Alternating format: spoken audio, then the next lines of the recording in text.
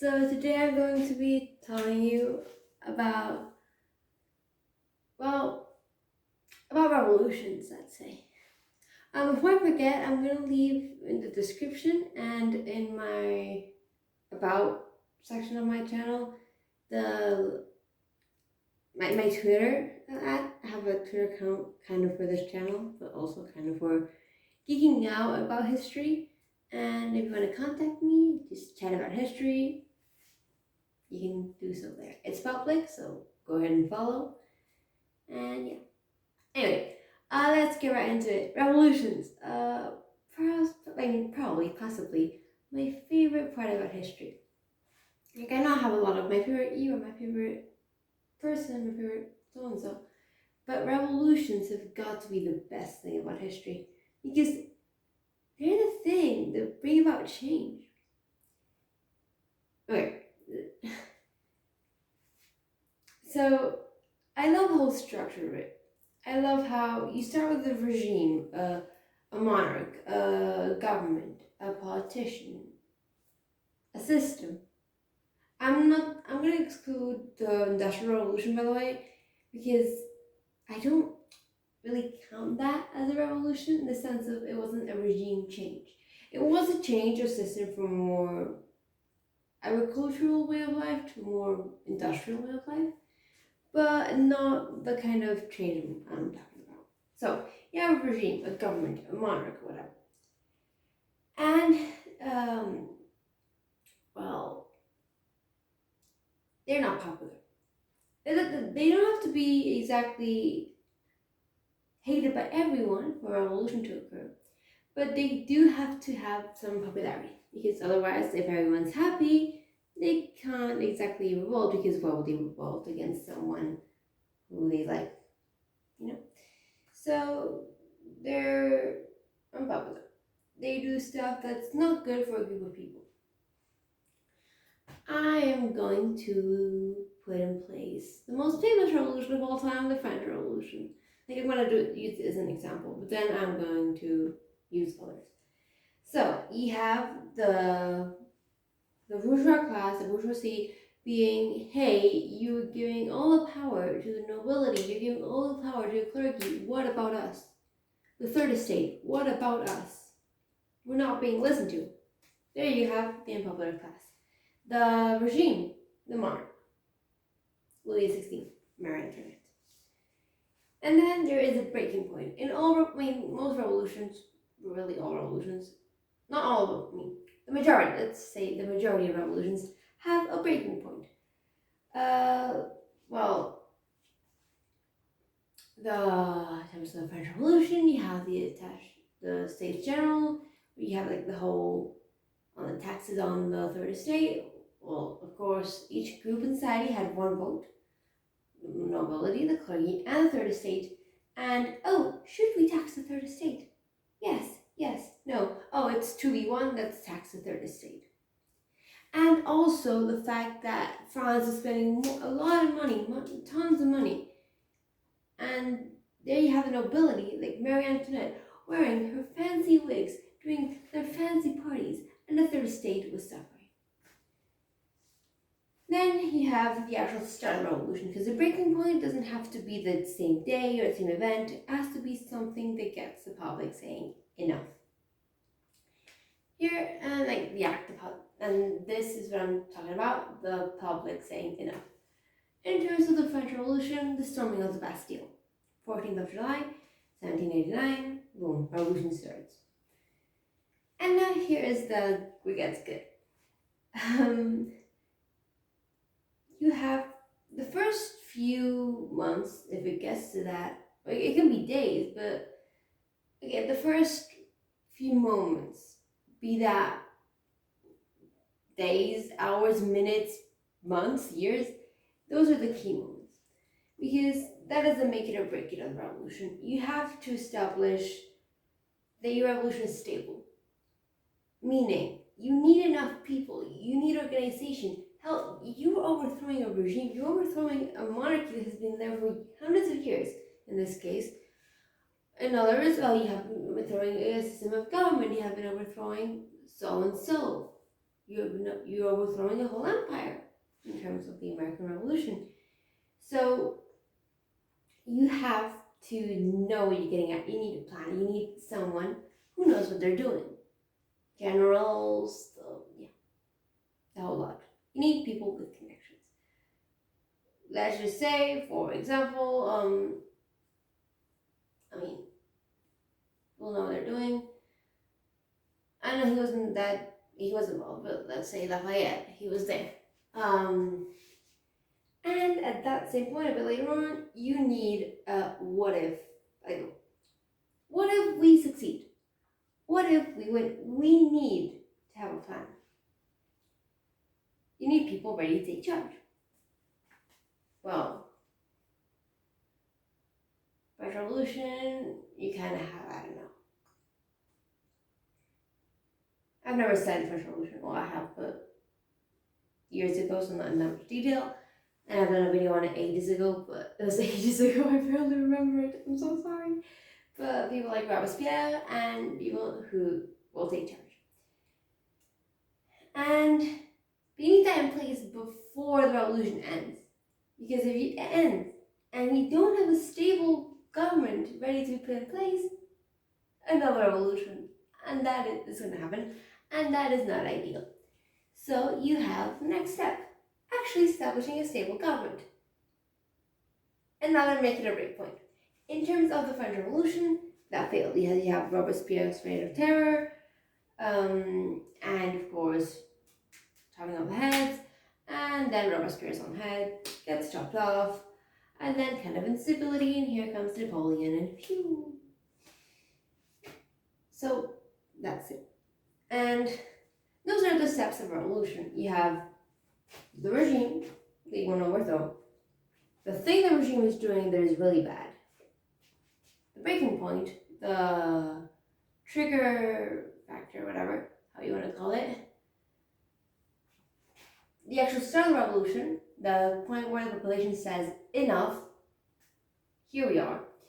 The actual planning of the revolution, the planning of the government, and the setting up of the actual government, a stable one at that. The French Revolution is a good example of different steps. But let's just say another great example, the American Revolution. Okay, let's do the steps.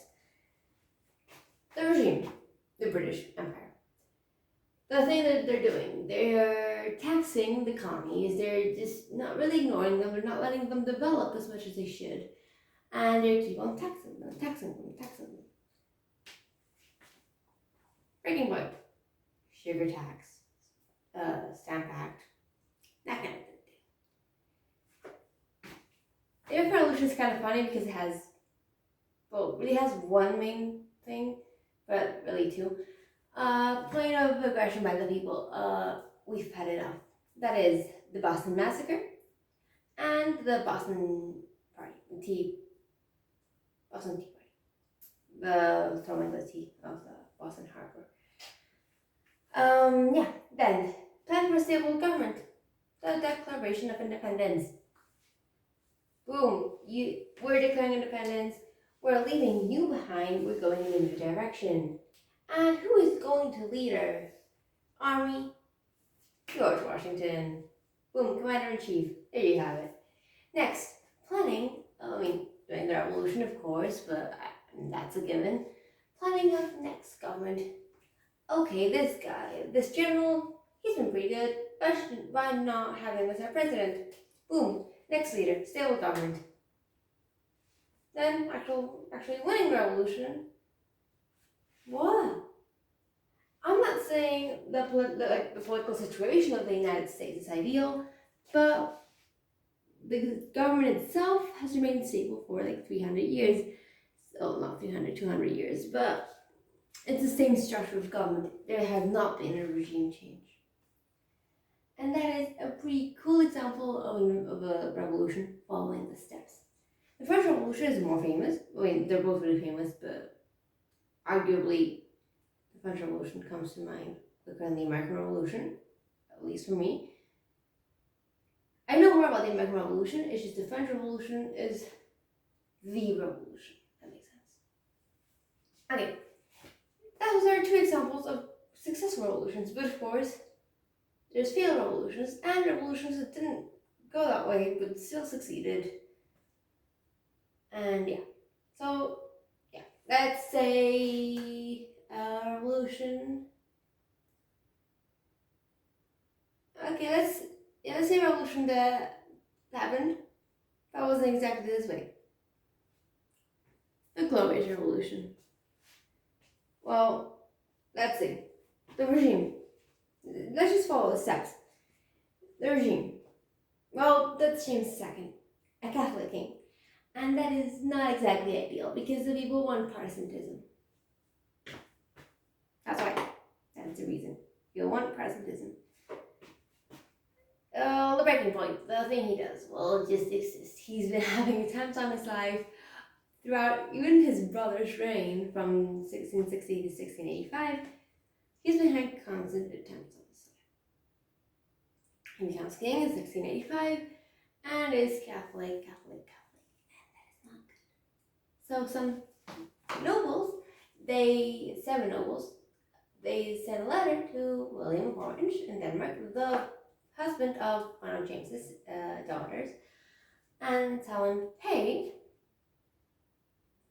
come. And he came. And then this is a step that's missing. Because it was a revolution, because revolution implies a rapid, sudden change. Although sudden depends on what you're talking about. But here, there wasn't a revolution. The Glorious Revolution is also called the Bloodless Revolution. It wasn't exactly bloodless, but there wasn't any battles. It wasn't like the American or the French Revolution. So you skip that step. You go on to who's going to lead the country, William of Orange and his wife, Mary. And then the actual end, William and Mary of England. Boom. There you go. Now, I'm going to give you another example of a really cool revolution in which you have revolution, but then going back to the old regime. So let's just go for the American Revolution. You have old regime, revolution, new regime. French Revolution, you have old regime, new regime, another regime. The Glorious Revolution, you have again old regime, new regime. But in the English Revolution, also known as the English Civil War, it's quite interesting because you have the monarchy, Cromwell, with the whole protectorate, Commonwealth, and you have monarchy. So, how did that happen? Let's follow the steps. I know it's a bit, so, but anyway, let's do it. And then I'm going to do at least one more example. And that's it, of a failed revolution, so it'll not be any longer. Anyway, let's do the English Revolution. Regime, monarchy, Charles I. Not exactly popular. Why? He favors a lot the Duke of Buckingham. Doesn't exactly listen to Parliament. Keeps on wanting money to tax people. Parliament doesn't want money, so the king says, ha ha, I'm not gonna call Parliament for 11 years. And he only calls them back because he needs money, surprise, surprise. And yeah, you have that. And then you have the stuff. I mean, there's a bunch of stuff. You have I forgot the name. By the way, this was my in history coursework, so this is double embarrassing. But in my defense, it is 12 a.m. Well, I don't know what time it is. I don't have my watch. Anyway, you have the 42. It's 42 something. Anyway, I have a video on this, so you can go watch that. You have the Parliament saying, like, giving demands, and the king says, haha, no. And then you have the actual event, and that is not the occasion of war, but the start of the war. In terms of setting up a new leader, you have Oliver Cromwell in Parliament, Cromwell kind of takes charge, and then you have the actual defeating of the actual regime. You have the capture of Charles, and then you have the actual new government, and that is the Protectorate, the Commonwealth. And it's all good until 1658, because the Revolution 42, 58. I ended before, but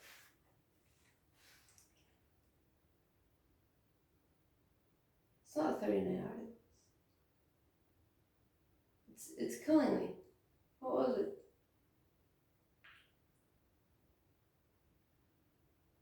I'll find it up in the description. I'm so sorry. Anyway, you have a new government until 58. Now, until 58, it was all going good. Oliver Cromwell was leading the country, so and so. Perfect. He dies. Little problem. But except little, because his son is ready to take charge. He's all good. However, he's really unpopular. And the new model army says, no, we are done with you. Bye-bye. So there is kind of a power vacuum, and the country says, hey, Charles, because the old king has been decapitated. That's another thing. The old regime may be just exiled, maybe killed, maybe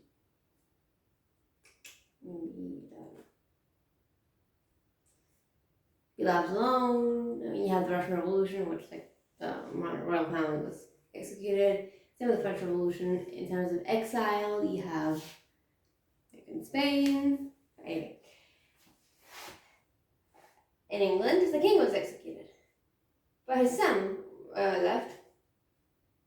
The country called him back, and he returned in 1660. Charles II, son of Charles I.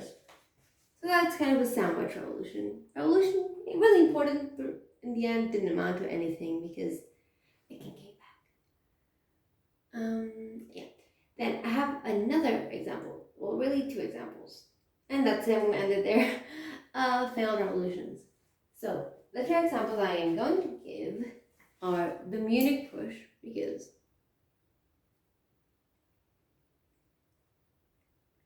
I can't exactly talk about revolutions.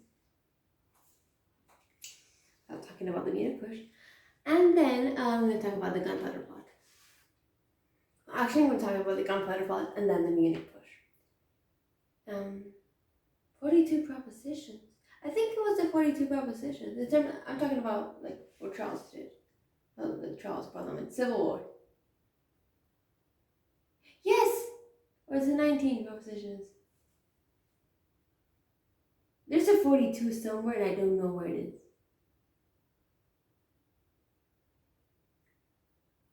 No, it's 19 propositions. 42 is the year. Okay. 42 is the year in which the Civil War started. The first one, there's kind of three. So it was the year in which the Civil War started, and then the 19 propositions is like the breaking point. I'm still gonna look it up and put it in the description because it's very confusing. Anyway, yeah, let's continue with the video. Gunpowder plot. Okay, let's go with the structure. Well, I'm not gonna be as detailed, but okay, regime, James. Protestant, Fuel One Catholic, Guy Fawkes. And, I mean, his crew. They wanted to kill the king, kill the parliament. New regime, boom. Exactly, boom. They wanted to literally kill the parliament. However, they had the whole breaking point, they had everything up until the act of aggression.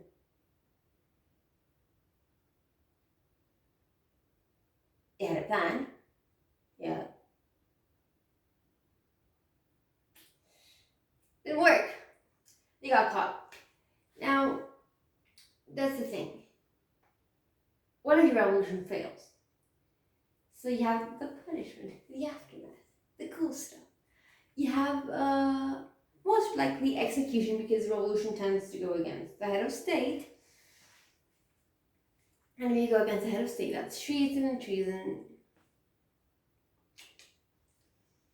In England, it was brutal. hanging, drawing, quartering in the same punishment. Read about it. Please, like, Google this because it is so interesting. It's so, yeah, it's so interesting. Anyway, yes. So, yeah. Anyway, I got distracted. I'm still thinking about the Civil War thing. Anyway, yeah. So, Guy Fawkes, the screw, they got caught. And they were all sentenced to hanging, drawing, and quartering, which they were. However, Guy Fawkes kind of managed to break his own neck in the hanging part, so he was killed before. But anyway. And then, that is the gunpowder plot. I told you I would be going fast because this is already 20 minutes long. And then, let's just do the Munich push. The Munich push. This is a special case because it is an example of a very, very failed revolution, which, fast forward 10 years, success. So, Munich push. Well, you have the whole Weimar Republic, and it's all going great and all. You have, the Spartacus Revolt, also a failure. Cap push, also a failure. There's others, but anyway, those are the two most important ones. And the Munich push. So, as NASDAQ and SDAP, they want change, they want a more right-wing government because the government is too left-wing for their taste. Anyway, they decided to revolt. So Hitler, Goering, Rome, Himmler. At that point, quite insignificant figures in politics, especially, Himmler.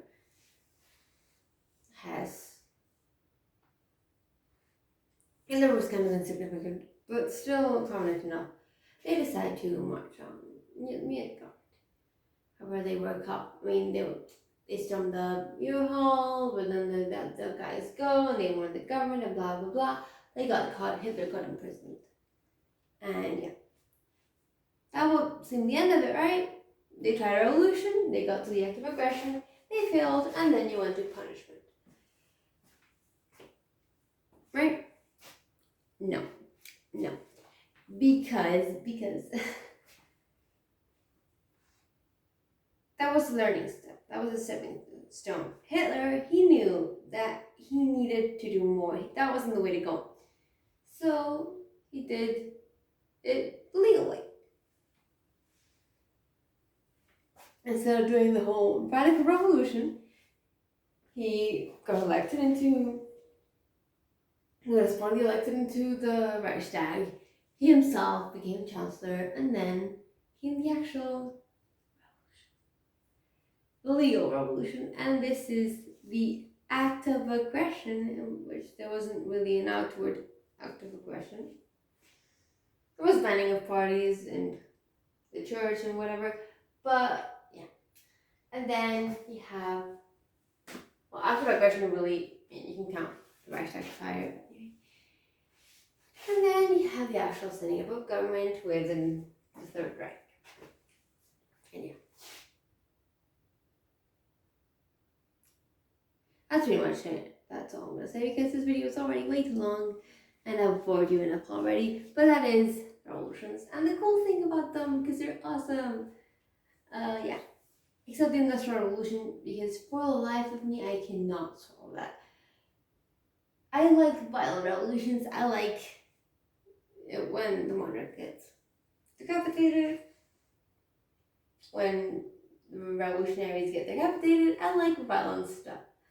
But the Industrial Revolution, it isn't even about a regime change. It's about production and the industry, and not my cup of tea. But I can understand there's some people who love it. Fine, but yeah. I think it's definitely the 19 propositions, definitely.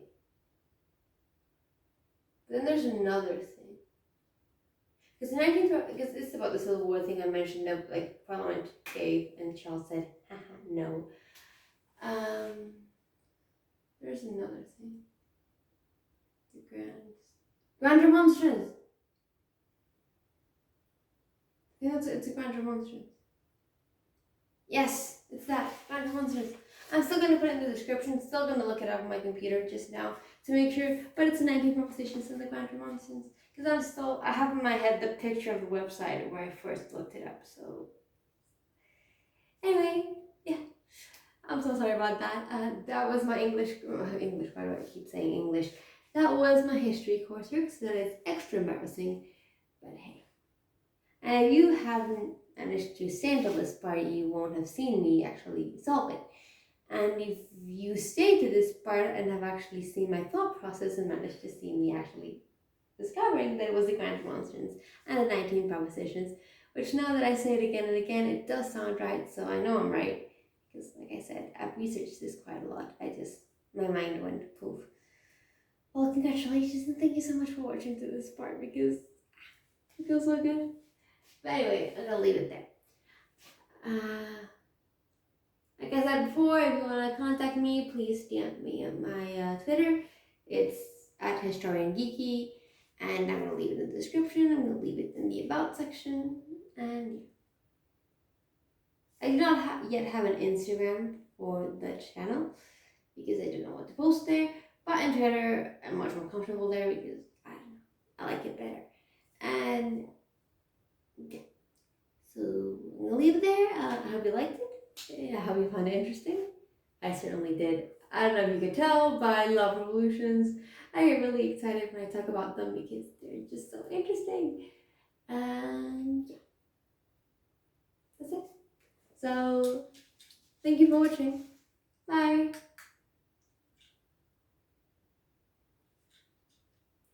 I don't know why this doesn't work.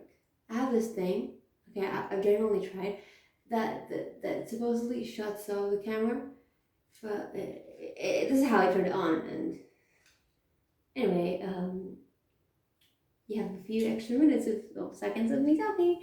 I not really relevant stuff, but yeah. If I ever become famous, which I doubt, but if I ever become famous, this could be one of those, like, what the hell was this moments. Anyway, I hope this works.